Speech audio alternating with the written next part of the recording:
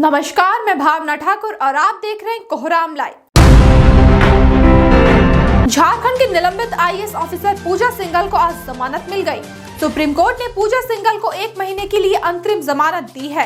Justice Sanjay Kishan Kaul और अभय ओठा की बेंच ने पूजा को बीमार बेटी की मेडिकल ग्राउंड पर बेल दी है। रांची सेंट्रल जेल में बंद निलंबित आईएएस अधिकारी पूजा सिंघल ने अपनी बेटी की बीमारी का हवाला देकर सुप्रीम कोर्ट में बेल पिटीशन दायर की थी। पूजा गुजरे 8 महीने से जेल में बंद है। उस पर मनी लॉन्ड्रिंग का इल्जाम है। बीते साल के 11 मई को पूजा सिंघल ईडी की गिरफ्त में आई थी।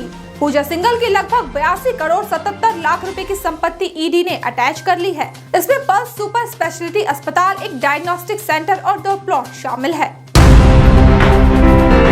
राजधानी रांची में जैन समाज के लोगों ने आज जोरदार प्रदर्शन किया। रांची के जैन मंदिर के पास से राजभवन तक मौन रैली निकाली गई। इसमें जैन समाज के सैकड़ों लोगों ने राज्य सरकार और केंद्र सरकार के फैसले को वापस लेने की मांग की। गिरिडीह जिले में पारसनाथ पहाड़ी को पर्यटन स्थल घोषित करने से जैन समाज के लोग आहत और दुखी हैं। जैन समाज सरकार के इस फैसले से खफा है। उनका कहना है कि पारसनाथ को पर्यटन नहीं, तीर्थ स्थल ही रहने दिया जाए। ऐसा नहीं होने पर पारसनाथ की पवित्रता खतरे में पड़ जाएगी। आक्रोशित जैन समाज पूरे देश भर में विरोध प्रदर्शन कर इसका घोर ऐतराज जता रहा है। हावड़ा में मारी गई झारखंड की एक्ट्रेस ईशा आलिया उर्फ रिया मर्डर केस में रांची आई बंगाल पुलिस उसके अपने बेगानों को टटोल रही है, ताकि ये जाना जा सके कि रिया और उसके पति प्रकाश के बीच रिश्ते कैसे थे। रिया रांची के टैगोर हिल रोड में एक अपार्टमेंट में रहती थी। वहाँ बाहर लगे सीसीटीवी फुटेज को भी खंगाला जा रहा है। रिया के मायके वालों ने बंगाल पुलिस को बताया कि दोनों पति पत्नी के रिश्ते बहुत बढ़िया नहीं थे। ससुराल वालों पर दहेज के कारण टॉर्चर कर मर्डर करने का इल्जाम लगाया गया है। मारी गई ईशा के भाई ने उसके पति प्रकाश और उसकी पहली बीवी और देवर संदीप के खिलाफ एफआईआर दर्ज कराई है। गढ़वा में 4 लोगों को दर्दनाक मौत देने वाले तेंदुए को अब आदमखोर घोषित कर दिया गया। फॉरेस्ट डिपार्टमेंट ने कई मीटिंग के बाद तेंदुए को आदमखोर घोषित करने का फैसला लिया। हालांकि पहले तो तेंदुए को पकड़ने का प्रयास किया जाएगा। अगर वो पकड़ में नहीं आता तो उसे गोली मारने का आदेश दिया गया है। इस आदमखोर तेंदुए को दबोचने या ढेर करने के लिए हैदराबाद से मशहूर ट्रैंकुलाइज शूटर नवाब शफत अली खान को बुलाया गया। पहले तो तेंदुए को सूचर की मदद से बेहोश किया जाएगा। उसे बेहोशी की हालत में ही रेस्क्यू सेंटर में लाया जाएगा।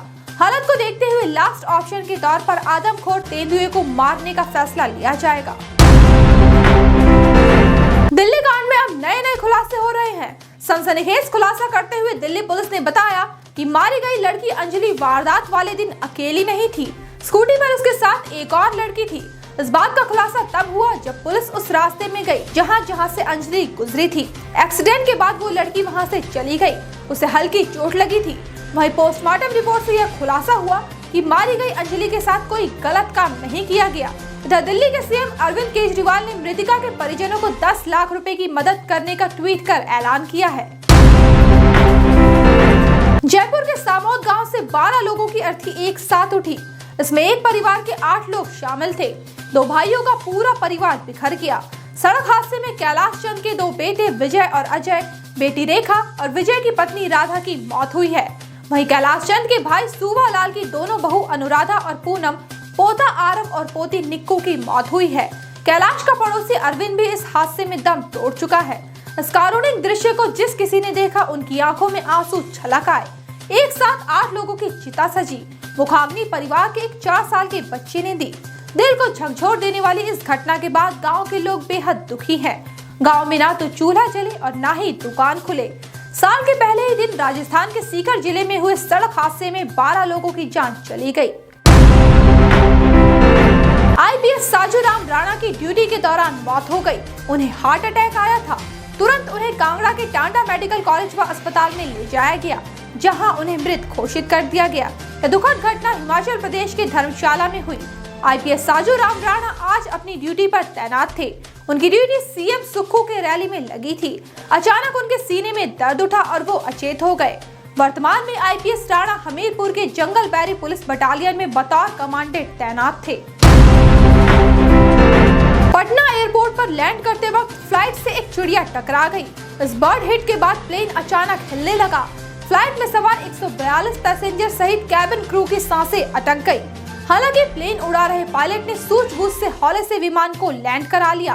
मंगलवार की सुबह 11:35 पर बेंगलुरु से एक फ्लाइट पटना लैंड कर रही थी। उसी वक्त यह बर्ड हिट हुआ।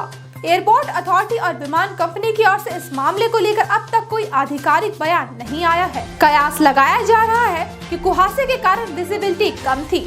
वहीं पटना एयरपोर्ट के पास अक्सर चिड़िया मंडराती रहती है।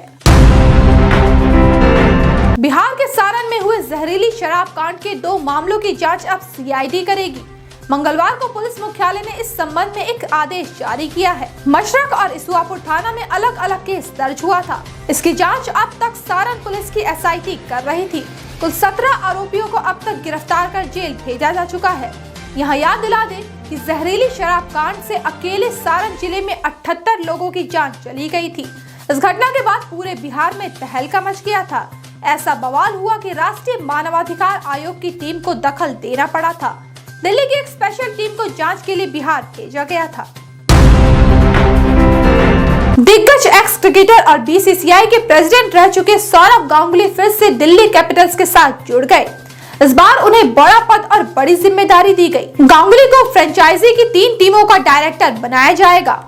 यहाँ याद दिला दें कि सौरव गांगुली ने बीते साल अक्टूबर महीने में बीसीसीआई के प्रेसिडेंट पोस्ट से रिजाइन दिया था। इससे पहले गांगुली दिल्ली कैपिटल्स टीम के मेंटोर थे। यूपी के बुलंदशहर में 2 क्रिमिनल्स एनकाउंटर में मारे गए। पुलिस ने दोनों को अलग अलग जगहों पर ढेर किया। पहला एनकाउंटर नगर कोतवाली और दूसरा पहासू में किया गया। वहीं 2 पुलिसकर्मी भी जख्मी हो गए। बदमाशों की शिनाख्त आशीष और अब्दुल के तौर पर की गई।